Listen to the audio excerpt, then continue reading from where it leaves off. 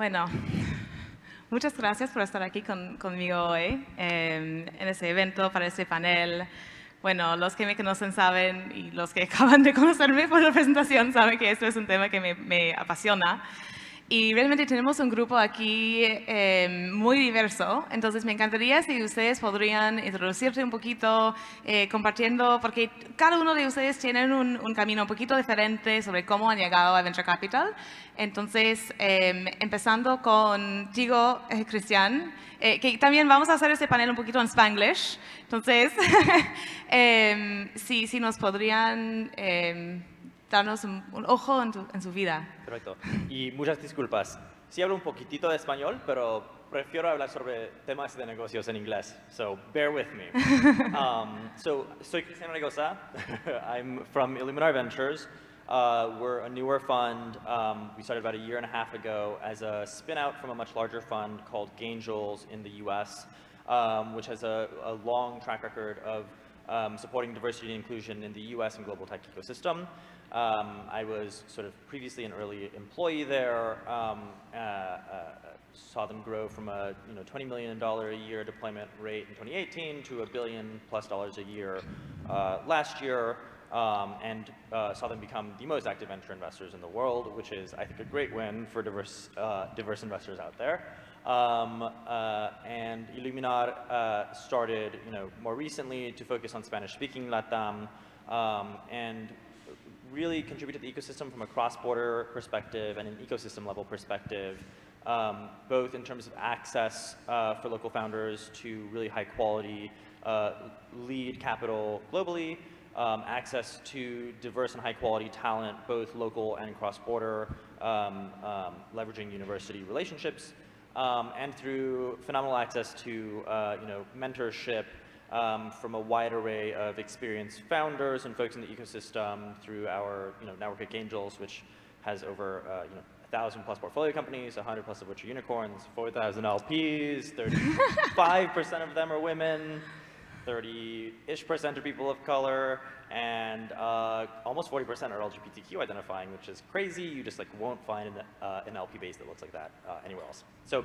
that's me. I think I covered the question. Gracias. Jolene. Hola a todos, ¿cómo les va? Buenos días. Mi nombre es Jolene, soy de K4 Capital. Primero, antes que todo, agradecer a la gente de PECAP, que creo que han hecho una excelente labor de poner a Lima en el mapa y crear un ecosistema. También a la gente de SuiCP, que fueron excelentes con la logística, nos hicieron sentir muy bienvenidos. Y Megan por una presentación muy espectacular y compartir data, que es muy importante para todos acá en la audiencia, tanto como founders o inversionistas, el entender cómo la data puede también ayudar en lo que es el profitability. A ver, ¿quién soy yo? Yo nací en San Francisco, soy de origen ecuatoriano, mi familia es de Guayaquil. Eso, bien. Fedora in the house. Sí. Yo tengo una historia un poco de founder, convertida en operadora y luego ahora inversión. Les explico un poco. A temprana edad comencé mi propia empresa. Fue una disquera de música donde trabajábamos con artistas en la región latinoamericana y España y ayudábamos a que los artistas no solamente tengan distribución física, sino también distribución digital. Esto era en el comienzo del 2000, cuando todo comenzó a hacerse digital en el negocio de la música. No se sabía si streaming iba a ser el punto de partida económico para el músico o si iba a ser la venta de MP3. Luego de 6 años cerré la empresa. La piratería obviamente fue algo súper grande para todos los músicos en ese momento y todas las disqueras independientes. Y de ahí me fui a un rol operativo en California College of the Arts, donde manejé las operaciones internacionales y específicamente en Latinoamérica durante 4 años. Eso me permitió ir a cada ciudad de Latinoamérica, con la excepción de Venezuela y Bolivia, y reclutar artistas, arquitectos, diseñadores top, tanto para ser profesores como también alumnos en la universidad. De ahí entré a la alcaldía de San Francisco a manejar temas de inversión, tanto para startups y para fondos bilaterales de la región y de la ciudad de San Francisco.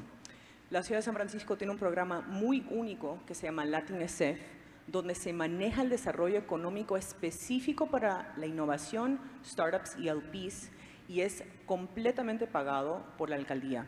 Durante mi estadía ahí, en 3 años, pudimos acumular $25 millones, todo para founders de origen latino o latinoamericanos, que es una cantidad de pronto suena pequeña, pero $25,000 para un programa pequeño de una alcaldía realmente sí es impactante, y logramos ayudar a fondos, a startups y también a nuevos emerging managers que estaban mirando por primera vez a Latinoamérica. Dentro de eso también fondos establecidos como Lightspeed y otros que comenzaron a ver a la región como un potencial de inversión. Y hoy en día estoy en Kport Capital. Kport Capital es un fondo de inversión de Pre-Seed, Seed y Serie A. Invertimos en su mayoría en lo que es Health Tech, servicios de salud, FinTech, inclusión financiera, y también Health Tech, FinTech y EdTech, todo lo que es educación. También tenemos una rama de Sustainability y futuro del trabajo. Gracias, Jolene. Adriana. Muchas gracias, Megan. Bueno, yo soy mexicana, a ver si hay mexicanos aquí. No, nadie grita igual que Ecuador. Bueno, está bien, perfecto. Gracias. Pero, a ver, trataré de resumir, son casi 2 décadas de estar en el ecosistema de emprendimiento, innovación e inversión de impacto, con impacto, ¿no? Con visión en impacto. Yo empecé como una intrapreneur, que a veces no se reconoce mucho ese valor, pero dentro del servicio público además, que es doble reto. Fue muy complicado, ¿no? Y lo digo por mis colegas del FCI que están cambiando la historia del Perú desde COFIDE, con el Fondo de Fondos de Perú. Se necesitan muchos skills muy similares al mundo de emprendedor, ¿no? Y al mundo de inversión en etapas tempranas, que hay que tener resiliencia, valores y no resistir todos los no, ser el extraño y el rarito del salón y del cuarto y de la sala de juntas. Y también el tema de género, ¿no? Muy joven, tomé cargos muy directivos en el servicio público y era como que, ¿y esta qué le pasa? ¿Cómo viene a decirnos algo a nosotros? Entonces, todos esos skills que fui desarrollando con el tiempo me ayudaron. Yo creo que el mundo de emprendimiento e inversión me eligió a mí, no lo elegí yo. Siempre fui muy buena para conectar, ¿no? Siempre trataba de resolver los problemas viéndolos desde otro ángulo y trataba de trabajar con los recursos que tenía disponible. Muchas veces que no puedes elegir y eso requiere esos skills para ser un inversionista en etapas tempranas, también en la región. Cambiar los atributos de marca, empezar a vender distinto, oportunidades sin ser, ¿no? Naif o muy inocente, muy realista y poniendo los retos por delante y tratar de solucionar. Entonces pasé por el servicio público, desarrollando los primeros programas de inversión en innovación de base científica y tecnológica. Después de eso, sin saberlo, me llevó a ser una pionera, no me digan veterana, sino pionera en el ecosistema de emprendimiento e innovación y a trabajar con otros colegas en la región. México empezó a inspirar, ¿no? Todo un movimiento que además estábamos importando de otras regiones, de startups y, ¿no?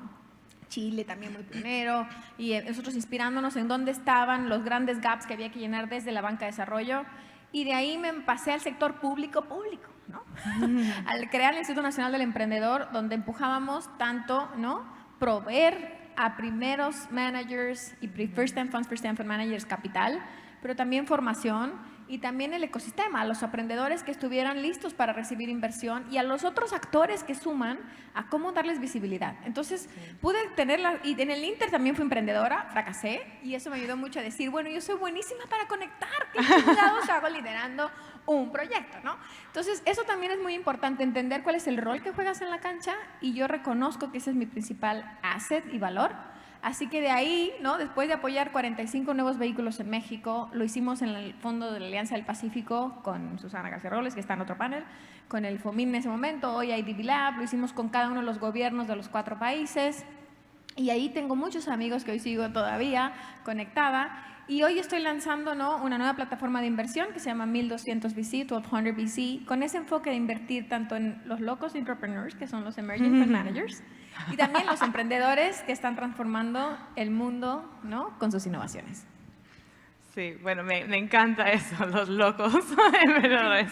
Para sí. hacer esto ahora, créanme Sí. que hay que estar un poco loco. Sí, de acuerdo. Bueno, entonces tenemos aquí un panel sobre diversidad e inclusión. Entonces, para asegurar que todos estamos en la misma hoja, me encantaría escuchar de ustedes cómo se definan diversidad desde sus puntos de vista. Entonces, posiblemente podemos empezar contigo, Adriana. Yo creo que es súper importante que nos pongamos estos ojos de que todos tenemos un bias personal. Nos cuesta reconocerlo, pero somos súper segregadores, malinchistas, prejuzgamos, y si no lo pones sobre la mesa y empiezas a fomentar una cultura, es ponerte otros lentes para propiciar esa diversidad. Y esa diversidad no solo es de razas, es de género, es de cultura, es de religión, es de fisionomía, de preferencias, ¿no? Sí. Entonces, la verdad que para nosotros somos un equipo que nació en plena pandemia, que nació de manera digital, global. Tenemos un partner en Barcelona, tenemos otro en Nueva York, otro en San Diego, yo representando la comunidad latina desde México, pero estaba entre México y Madrid, o sea, imagínense las diferencias horarias y demás. Pero creo que el principal va a ser respetar esa diversidad de religión, de preferencias y de manera de aprender y de ejecutar. Para mí esa es la diversidad, ¿no? Toda esta riqueza, ¿cómo la abrazas? La aceptas sin prejuzgar y la usas como un elemento positivo en tus equipos de trabajo o en tu estrategia de inversión. Totalmente de acuerdo. Súper bien contestado. A ver, les puedo hablar desde el punto de vista de K4 Capital, que es muy parecido a lo que ha dicho Adriana. Ahorita tenemos un fondo de 126 millones, del cual el 10% va a ir a Latinoamérica. Entonces, les explico un poco lo que vemos en cuanto a diversidad. Obviamente, la diversidad racial o étnica, súper importante. La forma en que cada quien se identifica con su género, para nosotros también es importante. Queremos diversidad en ese aspecto. También tu preferencia sexual. ¿Cómo te ves en el mundo? ¿A quién amas? El amor es general entre todos. Eso también lo vemos. El tema que en Latinoamérica es un poco difícil, el clasismo. Creo que es la forma adecuada de decir este término. Nosotros queremos que los equipos de las empresas en las cuales invertimos tengan una diversidad de personas de diferentes estratos sociales. Súper importante, diferentes ideas, diferentes experiencias y diferentes universidades. Nosotros somos uno de los pocos fondos que no vemos como necesidad que una persona tenga un título universitario. Nosotros vemos cuál ha sido la trayectoria de ese founder y si ese founder ha tenido algo que llamamos distance traveled, que ha sido un camino distinto, pero donde ha habido otro tipo de aprendizaje y con una contribución distinta, eso también lo valoramos muchísimo. Así que en esos aspectos nosotros evaluamos la diversidad y con todo lo demás que ha dicho Adriana. Yeah, so I mean, those are great perspectives. It's hard to add a ton to that, but I would say, you know, from my perspective,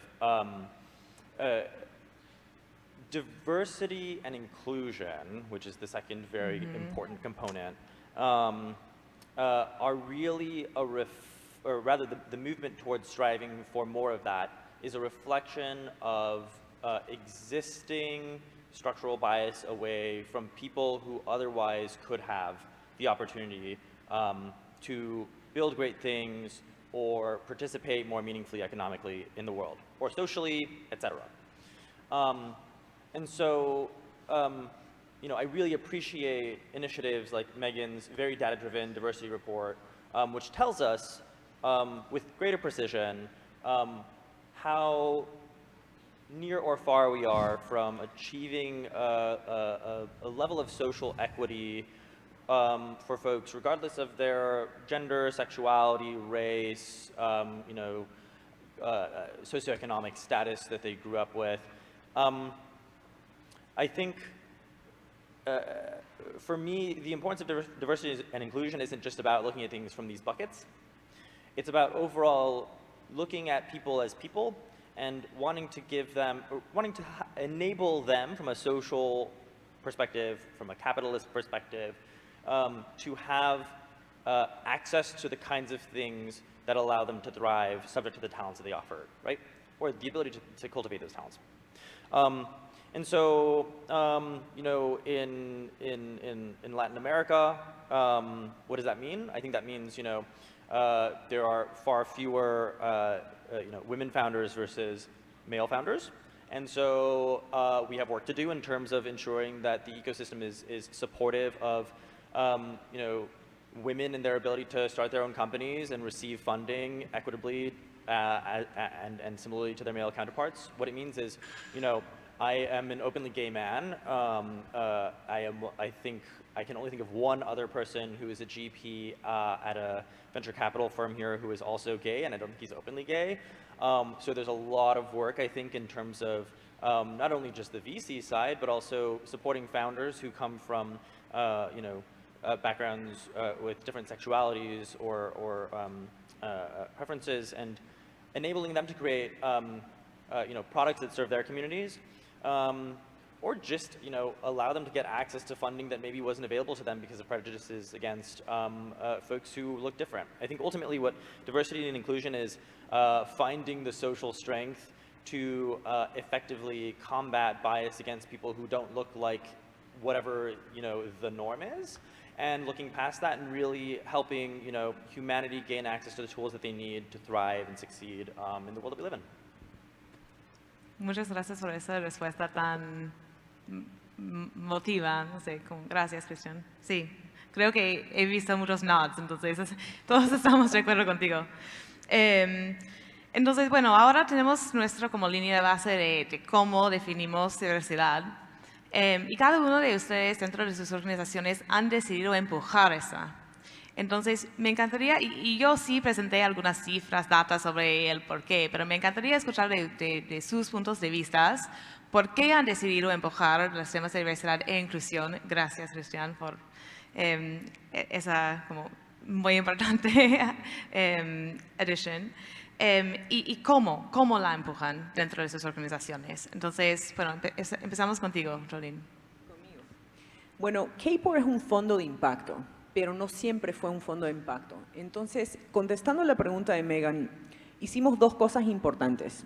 La primera es, a partir del 2011, todos los fondos que habían dentro de Kport, y tuvimos retornos muy grandes de inversiones anteriores que hicimos en Uber, en Asana, en Twilio, en Dropbox, que son empresas de nombre que deben conocer. A partir del 2011 decidimos que todo ese capital iba a ser invertido en empresas que tienen un producto o un servicio con el objetivo de mejorar la calidad de vida de poblaciones tradicionalmente marginales. Entonces, esa tesis llevó a un reto, porque en la comunidad de venture, estamos hablando del 2011, hace varios años, todo el mundo salió a criticar en el Twitter, en las conversaciones, en los roundtables. Kport se va a ir abajo. Luego de todos estos retornos excelentes, va a ser un desastre. Entonces, lo que hizo Kport fue, luego de 8 años, en el 2019, sacar un reporte de impacto donde públicamente se presentaron los números de inversión y los retornos financieros y cómo se había ejecutado ese capital a los fundadores de qué backgrounds, ¿no? Entonces, el portafolio era más de 59%, o sea, casi 60% de founders diversos, número uno. Número dos, todas las empresas, 100% eran empresas de impacto.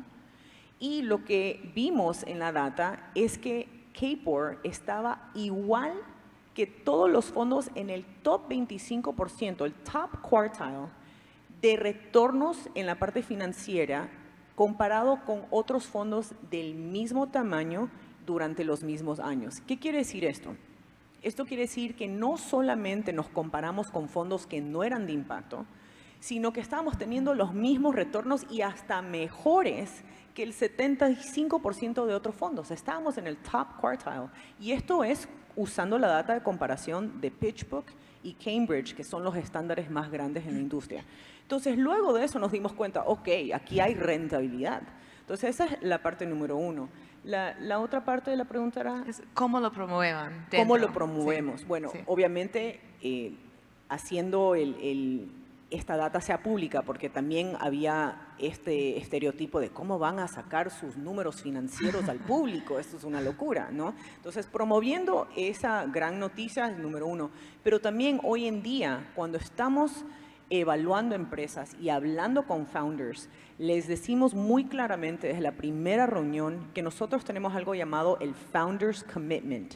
Y esto quiere decir que antes de recibir inversión de parte de Kport Capital, nosotros tenemos un acuerdo con el founder de que no solamente hoy en día el equipo es diverso, sino que mientras va creciendo y escalando la empresa, los fundadores tienen un plan de siempre tener diversidad e inclusión incluido en ese plan, de invertir en programas para que haya una cultura inclusiva, de invertir en herramientas que ayuden a reclutar nuevos empleados sin, ¿cómo digo? Biases. Sin sesgos. Sin sesgos. Y puedo hablar mucho de eso porque hay muchas herramientas hoy en día afuera, de hecho inversiones nuestras también, que ayudan a evaluar un candidato sin saber el apellido, sin saber dónde viven y solamente basándose en o pruebas o el currículum. Así que eso, de esa forma lo hacemos público y tratamos de incentivar. Gracias, Rodin. Adriana. Miren, como les compartí, yo empecé, ¿no?, empujando fondos desde el sector público y banca de desarrollo. Y era siempre el evitar pulverizar el recurso para darle poquito a muchos que no los sacaba de la situación. Y nosotros empezar a incorporar indicadores de impacto donde hablábamos justo del efecto multiplicador de si se lo dabas mejor articulado a alguien que sabía cómo colocarlo a los mejores, tenía un efecto mayor en el desarrollo económico local, ¿no? Y el eje conductor era la innovación. Entonces, yo después de casi 2 décadas viendo cómo el tema del componente de innovación aplicado a la solución de un problema, usando tecnología, sin duda era un agente de cambio y de transformación y generaba un impacto no solo económico, sino social y sustentable. Y para mí, cuando empezó todo el debate del tema de impacto en la región, era como, pero claro, nosotros hicimos Venture Capital por eso, por los efectos de impacto positivo que genera invertir en innovadores, ¿no? En invertir en agentes de cambio que están pensando de otra manera cómo solucionar con recursos escasos problemas que se pueden escalar y que le duelen a millones de personas. Que eso nos pasa en Latinoamérica, ¿no? Entonces, de esa experiencia, cuando estuve en Fondo de Fondos de México, lanzamos no solo el capítulo VC para que pudieran invertir en First Time Fund Managers y en First Time Funds, también el plazo de impacto en la región.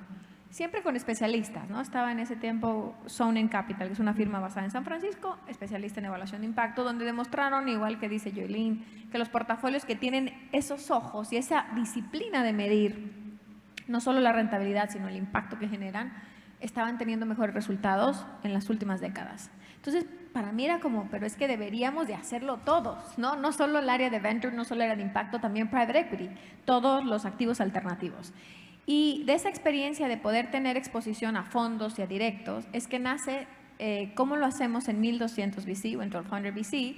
Es que lo hacemos en 2 momentos. Cuando hacemos due diligence en los vehículos, o al análisis, ¿no?, la debida diligencia, buscamos que tengan esa visión, pero una de las cosas, vuelvo a decir, tienen que ser innovadores, buscar tech-based companies, tech-enablers companies, que estén solucionando problemas que ayuden a transformar el futuro de la humanidad.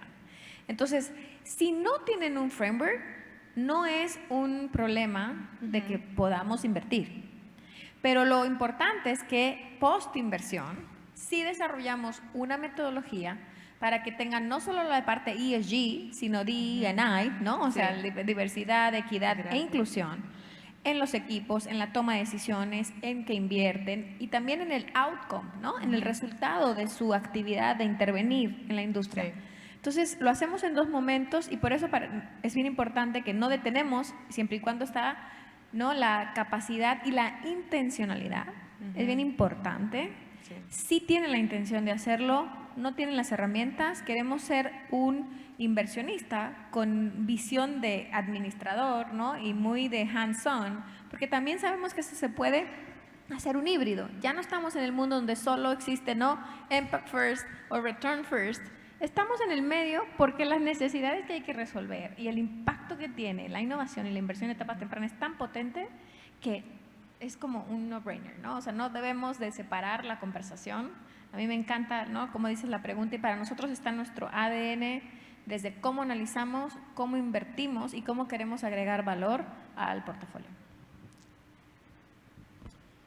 Yeah, so I mean, I think broadly agree with your perspectives in terms of how we practically sort of implement our views on diversity and inclusion at Illuminar Ventures. I think the conversation is actually quite simple. I don't see a difference or a separation between what I'm doing in my day-to-day, which is finding the next great venture-backed companies in the region and enabling them to be truly diverse organizations. I think that that perspective is one that is shared with my sort of parent organization, Gangels, and that was something that I really resonated with them, in contrast to maybe some other folks who I think were very diversity and inclusion focused in the US ecosystem, which is that, like, at the end of the day, we're venture capitalists. We're seeking to create the best products that create the best return for our LPs and the ecosystem and people and consumers. And that isn't necessarily something that is, again, at odds with at all the mission to create truly equitable, diverse organizations. So Gangels, I mean, their approach I think is really interesting. They're almost like, we don't care if the founder is, you know, white, Stanford, straight dude from Connecticut. We don't, because we think that, like, that's obviously, you know, that's a very important figure in the company.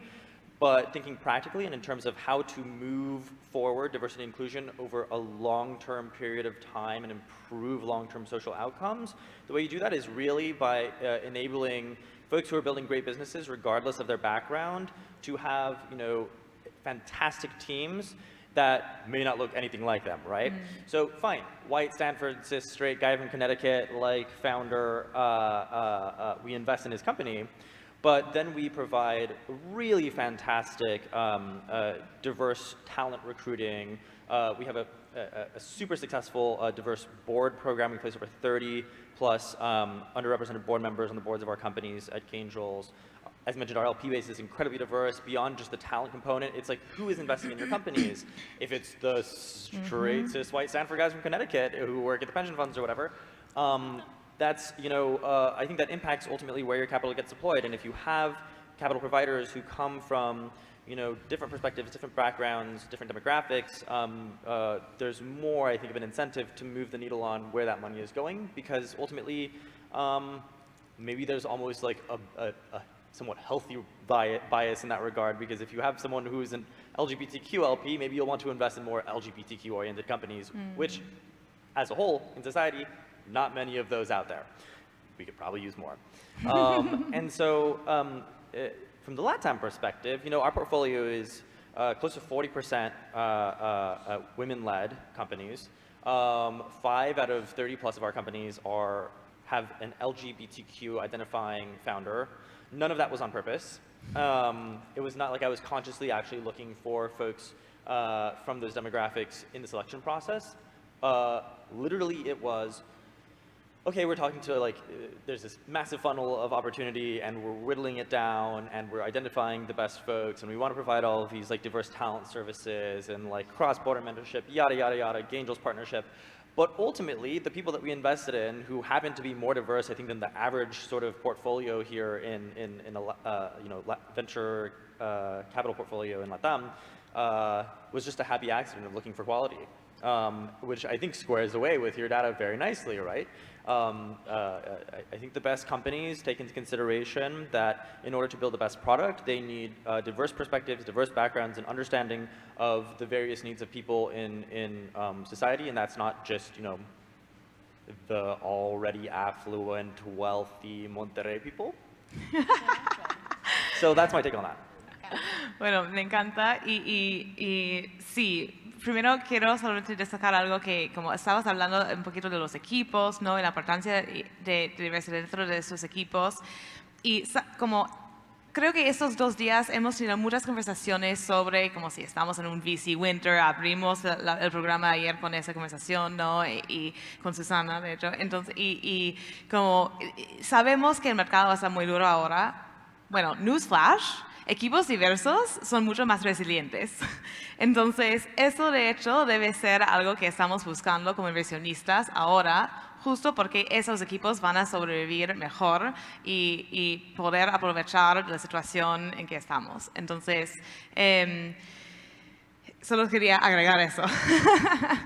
Pero, Cristian, mencionaste algo también que me gustaría, de hecho, me adelantaste un poquito a Diana, pero espero que puedas profundizar un poquito en eso, que es el rol del inversionista, tanto como LP como GP. Que tenemos una oportunidad cuando invertimos en apoyar a los fundadores o en tu caso en los fund managers en diversificar su equipo, mostrarles, darles herramientas. Entonces, me encantaría si ustedes podrían hablar un poquito sobre eso. Bueno, Cristian, ya tocaste ese tema un poquito, pero Adriana, desde tu perspectiva como LP, ¿cómo apoyas a esos fund managers? ¿Cómo ves tu rol ahí como inversionista en los fondos?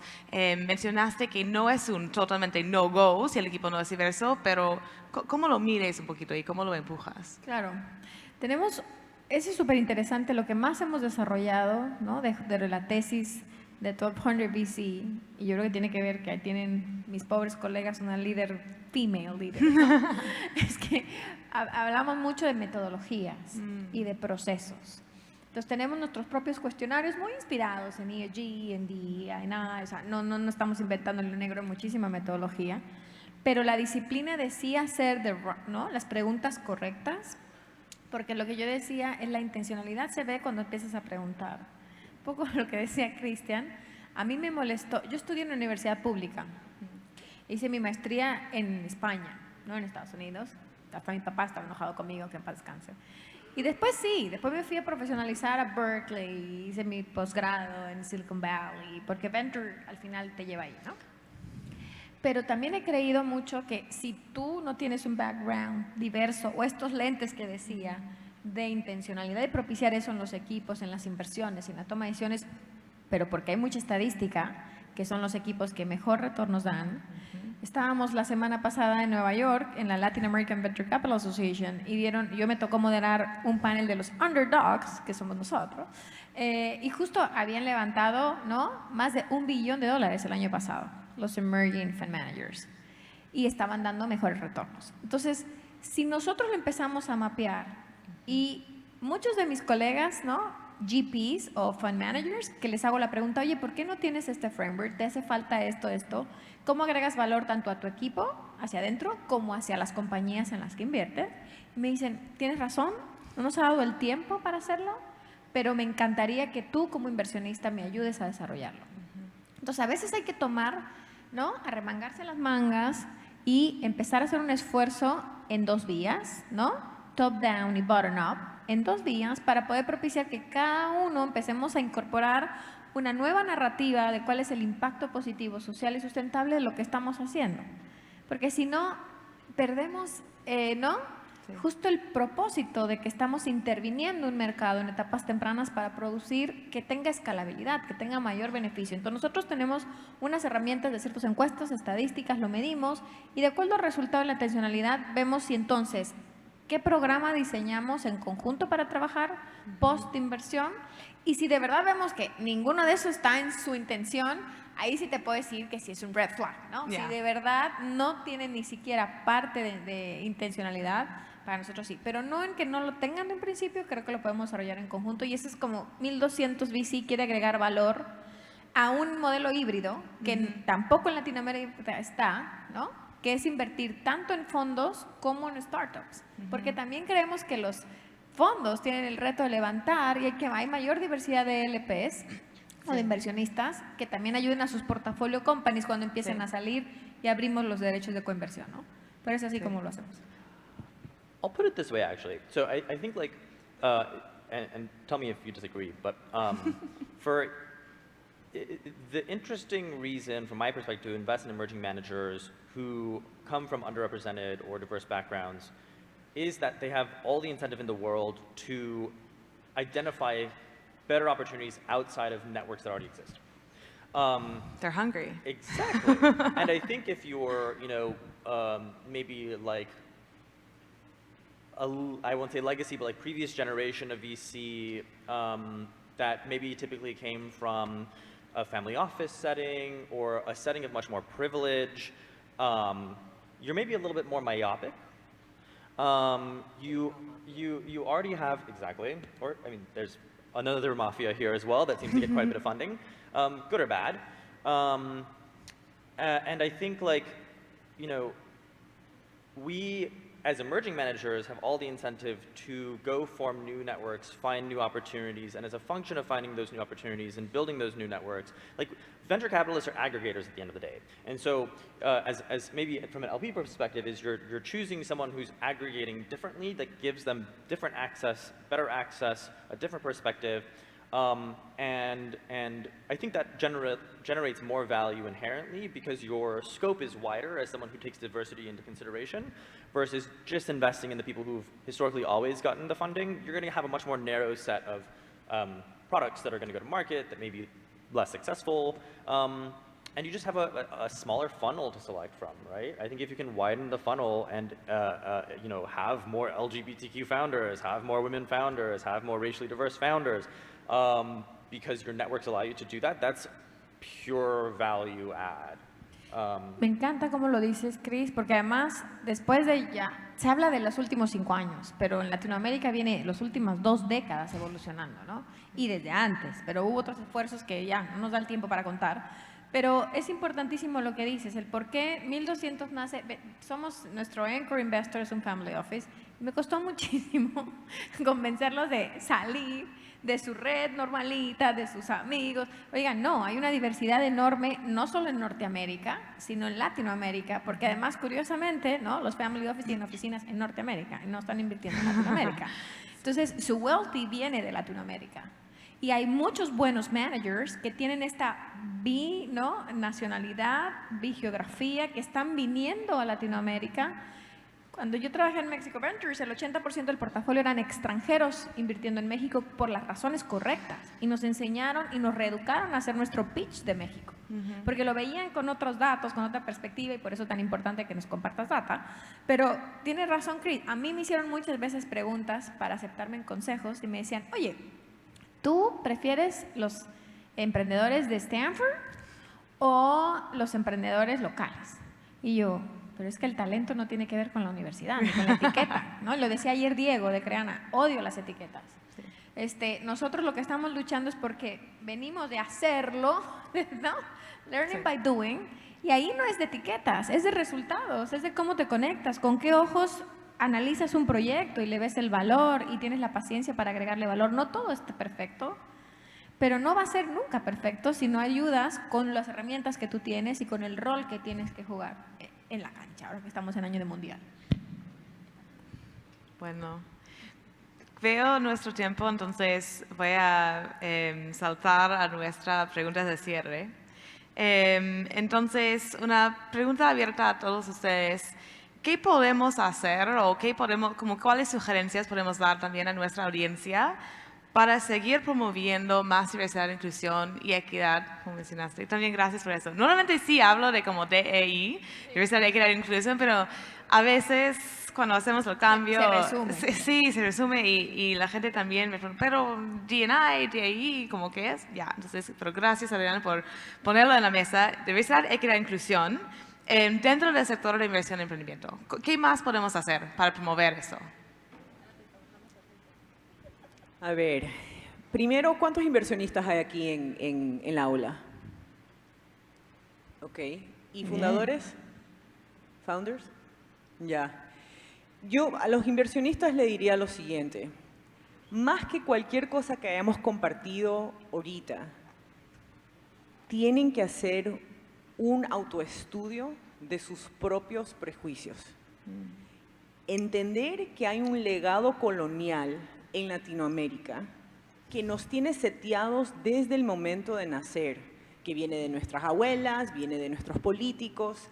Eso es parte uno, porque nada de lo que hemos compartido hoy, que miremos la diversidad, que todas estas cosas son action items, pero si no hay una intencionalidad adentro, es bien difícil mover adelante. Eso es parte uno.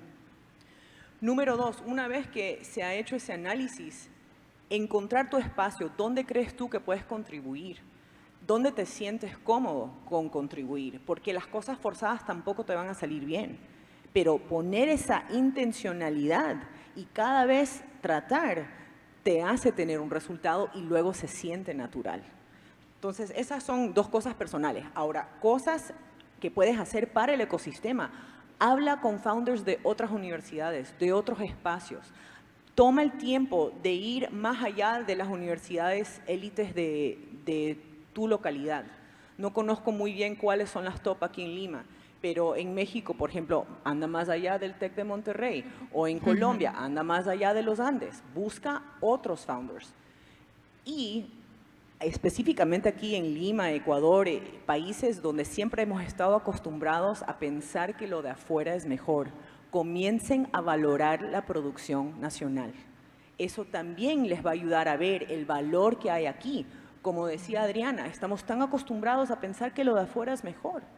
Y eso nunca va a ayudar a que lo local pueda sobresalir. Y finalmente, hazte parte de algún tipo de grupo o organización que esté promoviendo esto. Únete a Diversity VC, únete a otros grupos internacionales donde puedas viajar y ver cómo otros ecosistemas están promoviendo diferencias en inversión, diferencias en modelos de negocio y así compartiendo ideas. Eso es lo mejor que pueden hacer a mi perspectiva. No sé si alguien quiere I agregar. mean, broadly agree. I think it's Muy difícil fantastic. que agreguemos algo. Todo lo que dijo Jodine. Hay que arriesgarse. Bueno, muchísimas gracias a ustedes tres. Creo que, de hecho, una vez que Cristian hizo su pregunta fue como, ya, eso es perfecto. Me encanta cuando los paneles, los panelistas hacen preguntas uno al otro. Entonces, muchas gracias a ustedes. Muchas gracias a Adriana, Jolene, Cristian por acompañarme hoy. Y bueno, nos vemos. Gracias, Megan. Thank you, Megan. Megan.